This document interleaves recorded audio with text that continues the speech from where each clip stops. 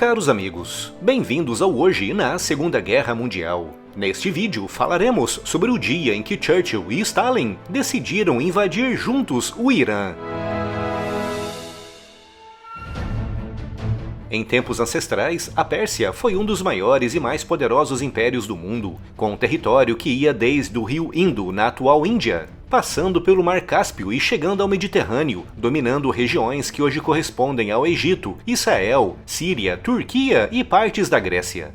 Todo aquele gigantesco território, com mais de 5 milhões de quilômetros quadrados, foi sendo gradualmente dilapidado ao longo dos séculos, chegando no início do século XX a uma situação altamente precária com a dinastia Qajar, que mergulhou a região numa terrível guerra civil. A situação só começou a estabilizar a partir de 1925, com a subida ao poder de Reza Shah Pahlavi, que iniciou um amplo processo de modernização institucional. Um processo que incluiu até mesmo a alteração no nome do país, passando de Pérsia para Irã, o nome histórico da região que era usado pelos povos nativos há séculos.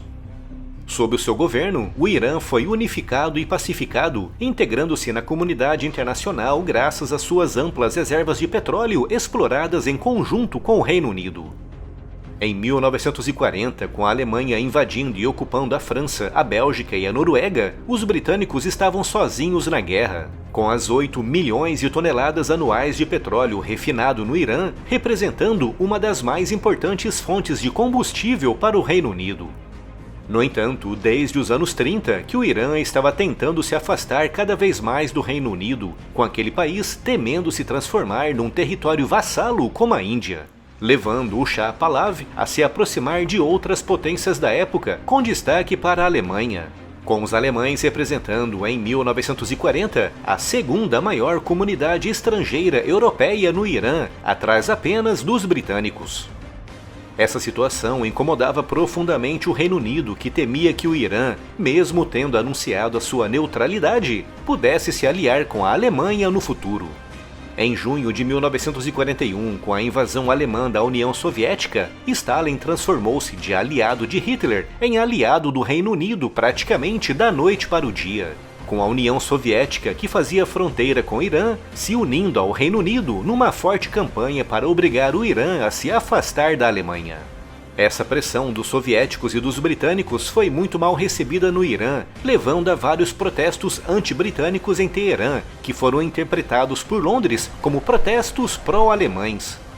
Nos dias 17 de julho e 19 de agosto de 1941, o Reino Unido enviou notas diplomáticas ao Irã exigindo que os cidadãos alemães fossem expulsos do país. Notas que foram ignoradas pelo governo iraniano, que temia que essa medida pudesse levar a Alemanha a declarar guerra ao seu país.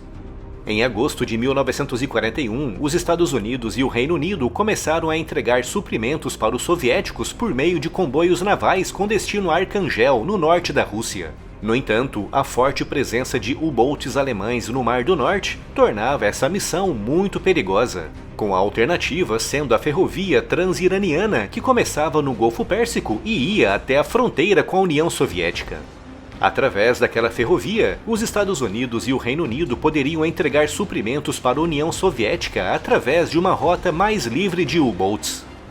A conjugação de todos esses fatores, a insistência do governo iraniano em não ceder à pressão britânica e soviética para se afastar da Alemanha, e o risco do Irã se aliar aos alemães, cortando a importante linha transiraniana e o fornecimento de petróleo iraniano para os aliados, levaram os britânicos e os soviéticos a decidirem, em meados de agosto de 1941, a invadir o Irã para afastar o Shah e colocar no seu lugar um governante mais pró-aliado.